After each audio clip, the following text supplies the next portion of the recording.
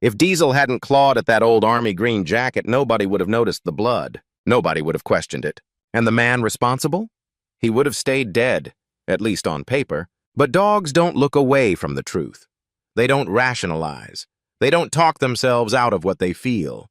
Diesel, scarred, silver-flecked, and retired from the K-9 unit 3 years prior, wasn't just clawing at an old coat on the wall. He was sounding the alarm. And Linda Weston was finally ready to listen. It started on a Tuesday. The rain hadn't stopped for 2 days straight. The kind of New Hampshire downpour that soaked through your boots and clung to your bones. Linda, 62, had made tea and curled up on her recliner with a throw blanket, watching the wind bend the maple trees outside. That's when she heard the bark. Not a warning bark. Not the frantic yelp Diesel used when deer passed by the window. This was deeper, intentional. One bark, then a low growl, then claws, scratching at the floorboards with force. Linda's heart dropped. "Diesel!" she called out. The dog didn't come. She stood slowly, joints stiff from the damp, and shuffled down the hallway. The lights were dim. The air smelled faintly of cedar and coffee. And there he was, Diesel, front paws braced, teeth bared, clawing the base of the coat rack nailed into the drywall. It wasn't the rack that caught her attention. It was the jacket, the old, frayed, army green field coat, her late son-in-law's, hung there out of guilt, maybe, or memory. It had been there for years, untouched. She couldn't even remember who'd brought it over. Probably Eli. He never talked much about his father. "Easy, boy," she said, stepping closer. Diesel snarled low in his throat, then sat, rigid, alert, eyes locked on the fabric. His tail thudded once against the wall. Linda stared at the jacket. That coat hadn't moved in years, so why now? By morning, she thought the dog had calmed down. Diesel ate normally, trotted alongside her to the mailbox, even napped under the kitchen table like always. But when she walked back into the hallway, he was there again. This time, sitting perfectly still beneath the coat rack, head tilted, watching. "I should just throw the darn thing out," Linda muttered, reaching for it. Diesel growled. It wasn't just a warning, it was a plea. She hesitated, pulled her hand back. Okay, geez. That evening, Eli came down from his bedroom, earbuds dangling from his hoodie. 16, tall, soft-spoken, and polite enough, though lately more distant. "Hey," she called to him, nodding toward the coat. "That jacket, was it your dad's?" He shrugged. "I guess. I don't really remember. It's been there a while. Diesel won't stop barking at it." Eli barely glanced up. "Probably smells like an animal or something, I don't know." Linda let it go. But something stuck in her gut. She'd lived too many years to ignore that kind of feeling. The next morning, she took the jacket down. Dust puffed into the air. The fabric felt heavy, wetter than it should have been. She turned it around. Near the inside of his collar, barely visible unless you looked for it, was a dark reddish patch, like a coffee stain. She sniffed it. Iron. She dropped the jacket immediately. Diesel barked once. Linda backed up, heart pounding, her mind racing through every explanation that made sense. Wine, paint, mud, none of them stuck. That afternoon, she placed the coat into a plastic bag and drove it across town to the only person she trusted with this kind of thing, Deputy Marla Hale. They'd known each other for decades. Marla had been a shy girl who used to pet Linda's golden retriever back in the day. Now she wore a badge, a sidearm, and a quiet sense of purpose. "You said it smells like blood?" Marla asked, lifting the plastic gingerly. "I know how it sounds," Linda replied. "But Diesel, he's been acting like something's wrong with it." Marla raised an eyebrow. "You're saying your dog's investigating now?" "I'm saying he knows what I don't," Linda said firmly. Marla smiled faintly but nodded. "Fair enough. I'll take a look." As Marla took the bag back to her cruiser, Diesel barked again, from inside Linda's Subaru. 3 sharp barks, like a warning, or a countdown. Hey, if you've ever seen a dog do something no human could explain, if you believe animals see more than we do, consider subscribing to Heroes for Animals. We share real stories like Diesel's that prove sometimes the quietest paws uncover the loudest truths. That night, Linda couldn't sleep. Every creak in the floor sounded like footsteps.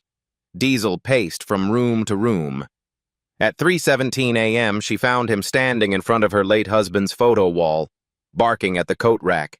Even though the jacket was gone, that's when she saw it. a small rust-colored streak running down the wall behind where the coat had hung. She touched it with a tissue. It smeared dark red. Not rust, blood. A week later, Marla called. It tested positive, she said quietly. Human blood, type O negative. Linda's breath hitched. She looked at Eli across the room, headphones on, eyes glazed over a screen. Did you find anything else? She asked. Not yet, Marla said, but I want to ask you something. What's that? Where exactly did you say that coat came from? Linda swallowed. I didn't, but I'm starting to think I need to ask my grandson. She waited until dinner time, made Eli his favorite, boxed mac and cheese, garlic toast, a soda, sat down across from him. Eli, honey, she said gently, I need you to be honest with me. He looked up slowly. Okay. That jacket, the green one. Are you sure you don't remember where it came from? Eli stared at his plate. Then, without blinking, he said, Dad gave it to me a few months before the fire. Linda felt her throat tighten. You mean before he died? He nodded. He said to hide it, that it had stuff he didn't want people finding. She leaned in. What kind of stuff, Eli? I don't know, he said. I never looked. But Diesel did. And now that the coat was gone, the dog had a new target. He stood in the hallway again, this time not beneath the rack. This time he was pawing at the floorboard just beneath the hallway vent. Claw. Whine. Paw again. Linda watched in silence. She didn't know what was buried beneath that vent. But she knew one thing for sure. Diesel did. Linda Weston had lived in that old farmhouse for over 40 years, and she could count on one hand the number of times she'd pried open the hallway vent. That morning made it one more. Diesel didn't bark this time. He just sat there, head tilted slightly, eyes trained on the small metal grate. His body was tense, like he was waiting for something, like he already knew. Linda kneeled down beside him, bones creaking, and brushed her hand along the vent's edge. It was dusty, but something else was there too. A faint, sticky residue. She unscrewed it slowly, bracing herself for mouse droppings or old crayons. What she found instead was a small, black zippered pouch. The fabric was worn, the zipper rusted at the edges. It looked military. No tag, no logo, just blank, ominous black. Her breath caught. Diesel whined low and backed up a few steps, sitting as if to say, Now it's your turn. Linda took it to the kitchen, set it gently on the table, and unzipped it. Inside were two things. First, a tightly folded business card, yellowed and stiff from time. Second, a brass cufflink, bloodied and wrapped in a strip of gauze. She stared. The card read, Jacob Linley, freelance contractor phone number. No address, just a name. Her heart raced. She recognized it, not the card itself, but the name. Jacob Linley. That was the man who vanished from Grafton in 2013. A drifter. Odd jobs. Everyone said he skipped town after falling behind on rent and pissing off the wrong folks. But no body was ever found. And now his business card was hidden inside her house, along with what looked like blood. Linda's fingers trembled as she picked up the gauze-wrapped cufflink. Diesel rested his head on her knee, like he could feel the dread rolling through her chest. This was no accident, she whispered. She called Deputy Marla Hale again, told her everything. By 3 p.m., Marla arrived at the farmhouse with gloves, a flashlight, and a quiet look in her eye that said she didn't think Linda was crazy anymore. You found this where? She asked, slipping the pouch into an evidence bag. Behind the hallway vent, Diesel showed me. Marla gave the dog a long look. I'm starting to think he should be on the payroll. Linda forced a tight smile, but her chest was knotted. Marla continued. We'll test for blood. See if we can match it to anything in the system. Same with the fingerprint on the card. Linda lowered her voice. Do you think it's connected to Jacob Linley? Marla didn't answer right away. Instead, she asked, How well did you really know Wesley? Linda froze. Wesley Bowman, her late son-in-law, Eli's father, declared dead in a house fire a decade ago. A decorated veteran, grieving father, beloved community member. She opened her mouth, then closed it. The truth was, she didn't know him well at all. He kept to himself, talked more to Eli than to her, and rarely made eye contact. There were moments, long silences, a flash of something in his stare that always unsettled her. But she'd told herself she was imagining things, that grief had colored her judgment. I thought I did, she said quietly. That evening, Eli stayed holed up in his room. Linda could hear his gaming headset through the wall, gunfire, explosions, teenage laughter. Diesel didn't leave her side. She reheated some meatloaf and sat in silence with the TV on mute. Outside, the rain had finally stopped. The trees were still. The world was quiet.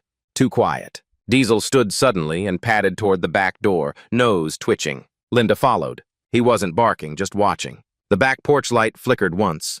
Then came the sound, barely audible, but definitely there. A car engine, idle, somewhere near the tree line, maybe 50 yards out. Linda squinted, pressed her face to the glass. Then it cut off. Silence. No headlights. No doors opening. Just gone. She locked the deadbolt and turned all the lights off except the kitchen. Diesel stayed by the window all night. The next morning, she had a voicemail from Marla. Linda, the blood on the cufflink tested positive. Human. Type O negative again. And we ran prints off the business card. We got a match. Jacob Lindley, confirmed. Last seen August 2013. There's more, you're gonna want to sit down. By noon, Linda was back at the station, hands gripping a styrofoam coffee cup, staring at the wall while Marla laid out the files.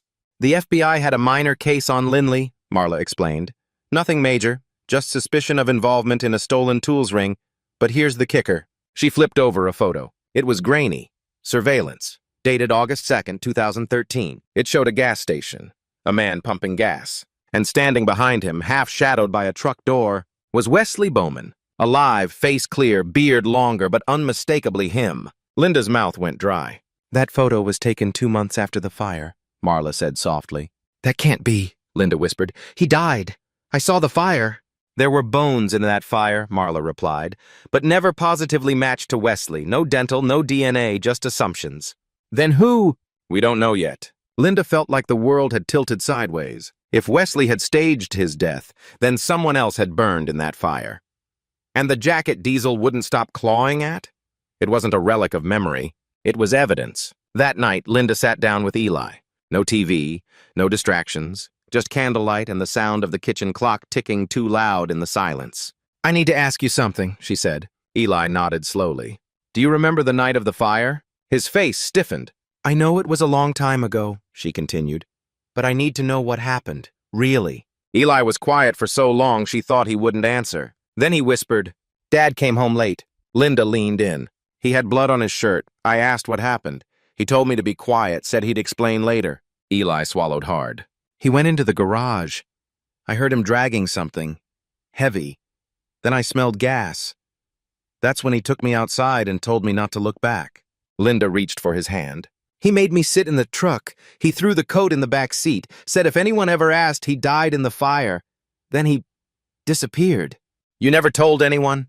I was 7, Grandma. I thought I imagined it. Linda's heart shattered. She looked at Diesel, still as stone at the back door. The pieces were coming together now, and they were pointing to a truth far uglier than she ever imagined. At midnight, Diesel barked again, this time loud and sharp. Linda jolted awake and rushed to the window. A figure was moving near the barn. Tall, broad-shouldered, hood pulled low. He didn't go to the house, didn't knock, just stood there, watching. Diesel growled low, steady, unblinking. Linda picked up the phone and called Marla. She whispered into the receiver, I think he's back. The man in the hood was gone by the time Marla pulled into the driveway. Linda stood on the porch, shotgun in hand. Diesel posted beside her like a statue. Her hands were trembling, not from the weight of the gun, but from the knowledge settling in her bones like ice. She wasn't crazy. He was real, and he had come back. Marla stepped out of her cruiser slowly, eyes scanning the tree line with practiced calm. You said he didn't approach? Linda shook her head, just stood there, didn't say a word. But it was him, Marla, I know it. Diesel growled softly. His eyes hadn't left the woods. Did Eli see anything? Marla asked. Linda turned. He's still sleeping, at least I hope he is. Marla sighed, hands on her belt. I'll put in a patrol request. We'll have a unit drive by every hour. But if it really is Wesley, if he's back, this is about more than a cold case now. Linda looked out in the barn, shadows pooled like ink beneath the sloped roof. He's watching the house. Marla nodded. He's not done hiding, he's looking for something. Linda didn't respond, but she knew exactly what Wesley was looking for. The jacket was gone, the pouch too, and the only thing left tying him to Jacob Lindley might be Eli. By the time the sun crept above the trees, Diesel was still standing watch. Linda brewed a pot of strong coffee and called Eli down for breakfast. He looked pale, lips tight, barely touching his food. "Did you sleep at all?" she asked. Eli shrugged. "Not really." She poured syrup over his pancakes, trying to keep her voice calm. "There was a man out by the barn last night." Eli froze. "We think it might have been your dad." His fork clattered against the plate. "I know this is hard," Linda said gently, "but I need you to be honest. Has he ever tried to contact you?" Eli didn't answer at first. Then, in a voice barely louder than a whisper, he said, "He sent me a letter last year." Linda blinked. "What?" "It didn't have a return address, just said he was sorry. Said I'd understand everything soon. I burned it. I didn't know what to do." Linda exhaled slowly, her hands tightening around her coffee mug. "Why didn't you tell me?" "Because if he's alive, then everything I believed is a lie." Linda reached across the table and held his hand. "You're not alone in this." Diesel patted over and rested his chin on Eli's lap. Later that morning, Marla returned with backup. A younger officer named Dixon stood watch near the woods while Marla and Linda walked the perimeter of the barn with Diesel. He sniffed hard at the far side of the building, near a rotting old woodpile. Suddenly he stopped, tail stiff, nose pressed to the ground. Marla crouched and shone her flashlight into the gaps between the logs. There, nestled beneath damp wood and leaves, was a burner phone, dusty, dead, but unmistakably placed. Marla lifted it carefully with gloved hands. "Looks like he's been closer than we thought." "Could he have been listening in?" Linda asked. Marla frowned. "Not with this. It's a cheap prepaid. Probably just used to make a quick call and toss it. But if he's back, that means he's watching us now, watching Eli." Diesel barked once, sharp, sudden. Marla turned. "What is it, boy?" He trotted to the barn door and sat, paw against the old latch. Linda's stomach dropped. She hadn't been inside the barn in over 2 years. They opened it slowly, the wood creaking on rusted hinges. Dust floated in the beams of light from outside. Inside, the place smelled of mildew, oil, and something else, something sour and familiar. Diesel growled low, stepping forward slowly, nose to the ground. The space was filled with old tools, broken furniture, a rusted riding mower. But in the far corner, under a blue tarp, was a large shape. Diesel pawed at it. Marla pulled the tarp back. It was a metal trunk, Army-issued, dented, and scratched. She popped the latch. Inside were clothes, old boots, a knife, and folded neatly in a Ziploc bag, a passport. Wesley Bowman. Issue date, 2014. Photo taken with longer hair and a beard. "Jesus," Marla muttered. "He's been living under a new identity this whole time." Linda looked at Diesel. "He knew." "He always knew," Marla said. "We just didn't listen." That afternoon, Linda sat on the back porch watching the patrol car idle near the road. Eli sat beside her, flipping through an old yearbook, silent. Diesel lay stretched across the deck, but his ears were still perked. "I keep thinking," Eli said suddenly, "about the night of the fire." Linda turned. "There was a smell," he continued, "before the explosion. Not just gas, something chemical, like burning rubber. I don't know." Linda rubbed his back. "You were just a kid." "But I wasn't crazy," he said. "He told me to look away, told me to forget everything." Diesel lifted his head as if he understood. "I think," Eli whispered, "he knew he'd have to come back one day, to finish it." Linda blinked. "Finish what?" "Whatever he buried." That evening, Marla returned again, this time with a state investigator. The blood on the cufflink had been confirmed through partial DNA. It was Jacob Lindley. The mystery wasn't a mystery anymore. It was a homicide. "What about the bones in the fire?" Linda asked. Marla sighed. "We're exhuming the remains, running full tests. If they don't match Wesley, then we have a second unknown victim." "And Wesley's been walking free for 10 years. Marla nodded grimly. "Not anymore." Diesel sat near the door, eyes fixed on the woods again, as if he could already feel the man coming closer. That night, Linda dreamed of fire, the kind that burns too bright, too fast, that eats everything in seconds and leaves behind silence and ash. She woke up drenched in sweat, heart racing, and when she looked out the window, the barn was on fire. She screamed for Eli, grabbed Diesel by the collar, and rushed outside. The flames roared up the old beams, licking the sky orange and black. Marla's cruiser screeched up the drive seconds later, followed by the fire truck. But it was too late. The barn was gone, and so was the trunk. Hours later, standing in the charred rubble, Marla kicked at the scorched remains. No prints, no witnesses, no video. He's erasing everything. Linda crouched and touched a piece of melted metal. "He was here. He saw us find it. He's watching." Marla looked at her. And now he knows we're watching back. Diesel whined softly, nose still twitching in the smoke. Let him come, Linda said coldly. We'll be ready. The morning after the fire, the entire property smelled like wet ash and burnt rubber. The barn was gone. Nothing left but a blackened skeleton of beams and molten debris. And with it, every piece of physical evidence they had against Wesley Bowman had been reduced to smoke. But not everything had been erased. Not Diesel, and not Eli's memory. Linda stood at the edge of the ruins, arms folded tight over her chest, watching smoke curl from the last embers. Her neighbors had already called to check in. Some even brought muffins and casseroles, offering sympathy and sideways glances, like she was both a victim and a potential headline. Marla had been on site all night. Tired but sharp-eyed, she now crouched near the edge of the debris with an arson investigator. They were trying to determine if the fire had been set from inside. I found this under what used to be the workbench, the investigator said, holding up a half-melted plastic bottle. Diesel growled when he smelled it. Accelerant, Marla muttered. Probably gasoline. Linda shook her head.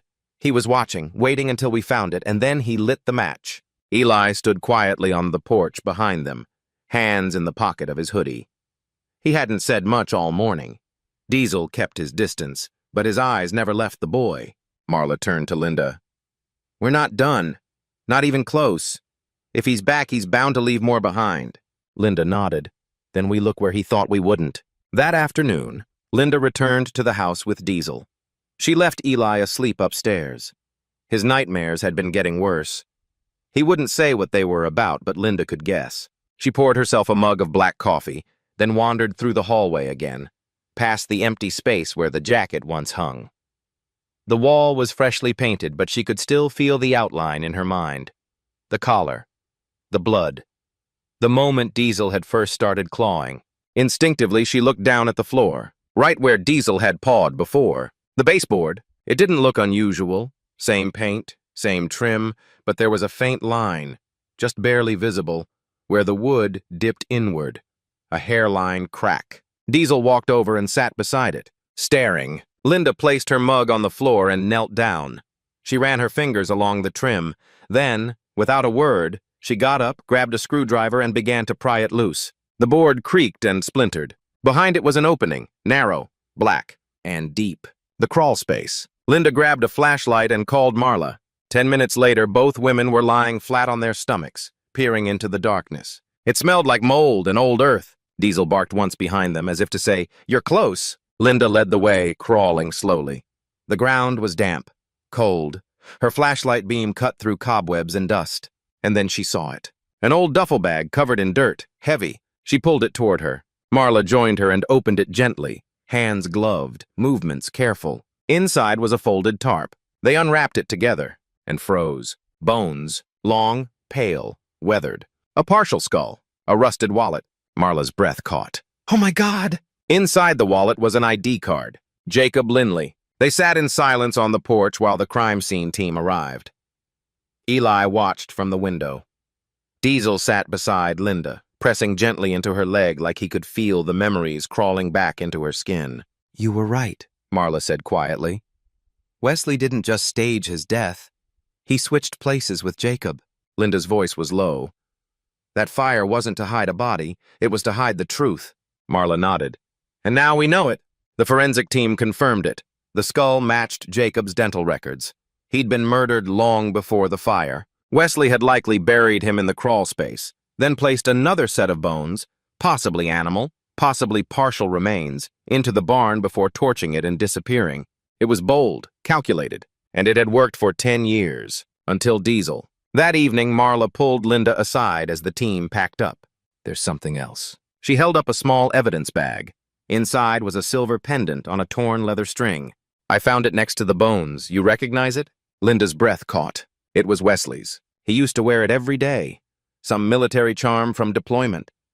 Eli had even tried it on once when he was 4, giggling in the mirror. What does it mean? Linda asked. Marla looked serious. It means he came back, at some point. Maybe recently, maybe years ago, but he visited the body. Maybe to check, maybe to move it. Maybe to... Linda felt the air leave her lungs. He was standing right above it all these years. Marla nodded. And Diesel knew. That night, Eli finally asked the question Linda had feared. Is he going to come back for me? She hesitated. Diesel was lying at the foot of the bed, eyes open. Linda sat beside her grandson, brushing the hair from his forehead. I don't know what your dad wants. I don't know what kind of man he is anymore. Eli looked down. He wasn't always like that. He used to laugh with me, teach me stuff. But sometimes, he'd go dark, like a switch flipped. Linda wrapped her arms around him. No matter what happens, you're not alone. Diesel let out a low, steady breath, watching. Around midnight, Linda stepped out to the porch. The wind had picked up again. Leaves rustled across the gravel driveway. The trees whispered in ways that made her skin crawl. She turned to go back inside, and that's when she saw it. A folded piece of paper tucked under the welcome mat. She picked it up with shaking hands and unfolded it. There was no address, no signature, just one sentence in messy handwriting. Tell Eli I'll come for him when it's safe. Her legs nearly buckled. She locked the doors, pulled all the curtains, sat at the kitchen table with the note in front of her, heart thudding like a drum. Diesel sat by the door, staring out. His tail didn't move. His eyes didn't blink. He was waiting, because Wesley wasn't gone. He was getting closer. Linda Weston sat alone in the kitchen, the note still lying in front of her. Diesel hadn't moved from the doorway, his eyes locked on the front yard like a silent sentinel. Tell Eli I'll come for him when it's safe. That single sentence echoed like thunder inside her head. She kept reading it, hoping it would somehow change. It didn't. Wesley Bowman was alive, he was close, and now he'd made it personal. She folded the paper slowly, placed it in a Ziploc, and tucked it into the kitchen drawer. No need for Eli to see it yet, not until she knew exactly what it meant. But deep down, she suspected he already knew. The next morning, Eli didn't come down for breakfast. Linda knocked gently on his door. Eli, you okay, sweetheart? A beat of silence. Then the door opened a crack. His eyes were bloodshot. He hadn't slept. Can I talk to you? He asked softly. She stepped back, letting him pass. Diesel followed close behind. They sat at the kitchen table, sunlight warming the floorboards. Eli picked at the edge of his sweatshirt. I remember something, he said. From the night of the fire. Linda kept still. Let him take his time. It was late, he began. I was supposed to be in bed, but I snuck downstairs to get cookies. I heard arguing coming from the garage. He paused. I thought it was just Dad yelling at himself. He did that sometimes, but when I peeked through the door, there was a man there. A stranger. He was tied up, bleeding. Linda's eyes widened, but she said nothing. Dad saw me, Eli continued, his voice shaking. He didn't yell, he just stared, like he didn't recognize me. Diesel let out a soft whimper. Eli looked at him and nodded, almost as if thanking him for the courage. He walked over, closed the door behind me, told me not to say a word, said the man had hurt someone, said he had to take care of it. Linda reached across the table and squeezed his hand. I remember him grabbing a wrench, Eli whispered. Then he put me in the truck and told me to look out the window. Said we were going to start over. Marla arrived an hour later. Linda filled her in on everything. Eli's memory, the note, and the quiet certainty growing inside the boy. He remembers more than we thought, Marla said. And it lines up. The body we found in the crawl space, he was restrained. There were marks on the wrist bones. Jacob Lindley, Linda said flatly. That poor man never stood a chance. Marla sat down, setting her phone on the table. I've been coordinating with the state. We've opened a formal murder investigation. Wesley is now officially a fugitive wanted for homicide. Linda nodded. So what's next? Marla looked grim. We find him before he finds Eli. That night, the house was quiet. Too quiet. Diesel lay curled by the fireplace, but his ears kept twitching. Linda double-checked the windows, locked the doors, kept the porch light on. Eli was upstairs, door open, a baseball bat resting against the wall near his bed. Linda didn't sleep. Not really. Every creak in the house sounded like footsteps. Every gust of wind outside felt like a presence. At 2:37 a.m., Diesel sat up and growled low. Linda grabbed her phone and tiptoed to the window. There was no one outside, but something was off. She opened the front door slowly, flashlight in hand. That's when she saw it. A small pile of fresh cigarette butts at the edge of the porch, still warm. The next morning, Marla had a state trooper camped out at the end of the driveway. Linda didn't argue. She made pancakes for Eli, though neither of them had the appetite.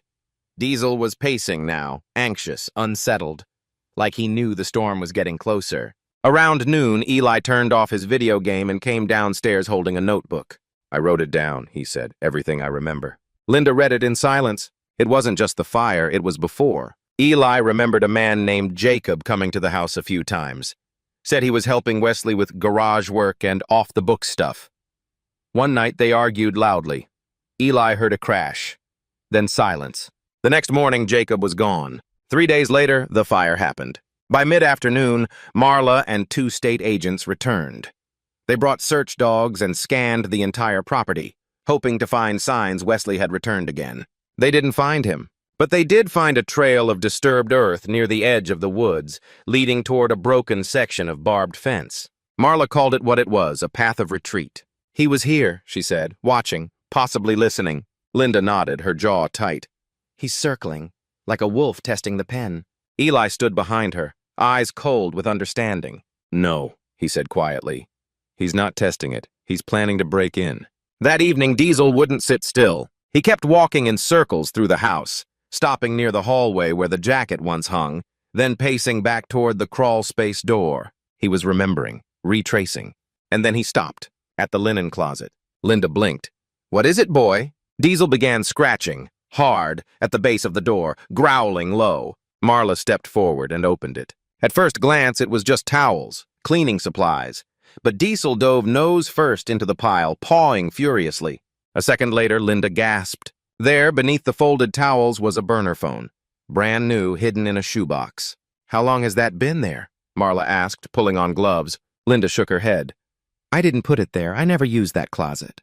Marla popped the phone open and clicked through the screen. There were 3 voicemails, all from an unknown number. The first 2 were static, unintelligible. The third, a man's voice, familiar, calm, bone-chilling. Eli, I'm not your enemy. I know what they've told you, but I never wanted to leave you. I did what I had to do.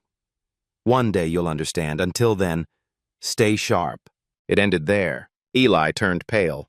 That's him, he whispered. That's his voice. Diesel let out a low bark, as if saying, then it's time to finish this. That night, Linda called a locksmith and changed every lock. They installed security cameras, reinforced the back door. The patrol car stayed parked by the barn, engine running, officer alert. But it wasn't enough to shake the feeling. Wesley wasn't just a shadow anymore. He was a ghost with purpose, and Eli was the unfinished chapter. Linda stood at the window long after the sun went down. Diesel sat by her side, staring out into the woods, because somewhere out there, a man who should have been dead was watching them. And Diesel, scars and instincts still razor-sharp, was waiting to bring him down. The house felt like a trap. Not because of the new locks or the patrol car stationed out front, not because of the cameras or the reinforced doors. It was the air, the weight of it, like everyone inside was just waiting. Eli barely spoke that morning. He sat at the kitchen table, tracing circles into the wood with his thumb while Diesel laid at his feet, eyes alert. Linda brewed coffee but didn't touch hers. She couldn't sit still, couldn't keep her hands from trembling. Even Marla Hale, calm, calculated Marla, paced the living room with her phone pressed to her ear, coordinating with state police, watching the surveillance feed from the porch cam in real time. Everyone knew it was coming. Wesley Bowman was going to make his move, and it would be tonight. By 4 p.m., it was already getting dark. The trooper on duty, a quiet guy named Nelson, radioed in and confirmed the woods were clear for now. No tracks, no movement. Linda stood on the porch with her coat zipped up, arms crossed against the chill. She watched the tree line like it might shift and give him away. Eli stepped beside her. Grandma? He asked softly. She turned. Yes, sweetheart? Will it ever feel normal again? She didn't lie. I don't know, but I do know this. Whatever he is now, whatever he became, he's not stronger than the truth. Diesel let out a single soft bark. He agreed. That evening they made a plan. Eli would sleep in Linda's room with Diesel nearby. Marla would stay in the guest room with her service weapon on the nightstand. Nelson remained in the cruiser outside. They kept the house dim, quiet, no TV, no music, just stillness. And that's when it happened. At 11:42 p.m., Diesel stood. Not quickly, not with panic, but with precision. He moved to the hallway window and growled. Linda followed and looked out. A shadow slipped past the fence. No flashlight, no noise, just darkness moving like a man who knew the terrain. Marla stepped out from the guest room in her socks, gun drawn. He's here, Linda whispered. They didn't wait. Marla radioed Nelson and took her position by the back door. Linda ushered Eli into the hallway closet, wrapping her arms around him. Diesel stood by the stairs, still silent, his entire body coiled like a spring. Then came the first sound. The garage door creaked. He was inside. Marla moved swiftly and Diesel followed. Linda grabbed a fire poker and locked the closet behind her. She held her breath. Footsteps, slow, deliberate, from the mudroom to the kitchen. Then, "Eli," a voice called out. Rough, weathered, familiar. "I'm not here to hurt you. I just want to see you." Linda felt like she'd swallowed ice. Marla moved to the edge of the hallway, pressed against the wall. Diesel growled low. "I know you're scared," Wesley said, now fully inside. "But they lied to you, son. I had to leave. I did it to protect you." A pause. Then, "I buried a monster that night, Eli, not a man." Diesel moved first. A blur of muscle and instinct. He launched around the corner with a snarl. The thud of his paws, the sound of a man yelling, the crash of something breaking. Marla was behind him in a second. "Hands up! Hands where I can see them!" More crashing. Then silence. Linda burst from the hallway, fire poker in hand. Diesel stood over Wesley, teeth bared, paw pinning his chest. Wesley was older now, face sunken, beard scraggly, eyes wild. His jacket was torn, a knife strapped to his thigh. "Don't shoot," he gasped. "I didn't hurt anyone." Marla didn't lower the weapon. "You broke into a house full of witnesses, carrying a weapon, after faking your own death and committing murder. I'd say hurting someone was next on your list." Wesley looked past her toward the stairs. "Eli," he whispered. Linda stepped in front of him. "You lost the right to call his name the moment you dug that grave and left your own child behind," Diesel snarled. Wesley finally looked away. It took less than 10 minutes for backup to arrive. Wesley was handcuffed, read his rights, and placed in the back of the cruiser. Eli watched from the porch, Diesel at his side.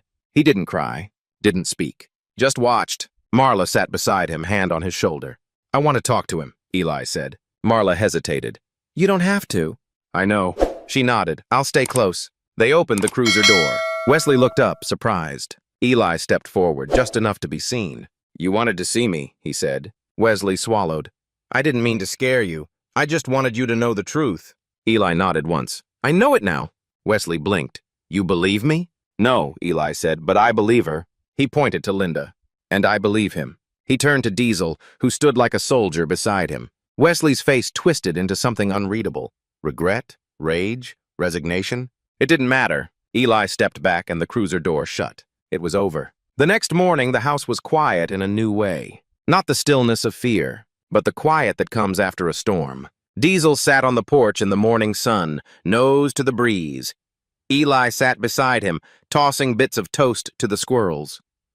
Linda stood at the door, watching her family begin again. Marla stopped by one last time before the paperwork took her away for the rest of the week. "He confessed," she said, sipping coffee. "Said it started as a fight, then turned into panic. He buried Jacob, staged the fire, and vanished. He'd been living off the grid ever since. Changed names, moved around." Linda nodded. "Why'd he come back?" Marla shrugged. "He said he wanted his son, but I think he missed control." Linda looked at Diesel. "He didn't count on the dog." Marla smiled. "No criminal ever does." That afternoon, Eli stood beside Diesel in the hallway. He hung a new photo where the coat once was. A picture of Diesel in uniform. Below it, a brass tag. He never stopped protecting. "Thank you so much for following Diesel's journey. If you've ever felt the quiet strength of a dog who sees more than we do, who senses truth when others ignore it, then you understand what makes heroes like Diesel unforgettable. Subscribe to Heroes for Animals for more true and powerful stories like this one. And let us know in the comments, have you ever had a pet try to tell you something before anyone else saw the danger?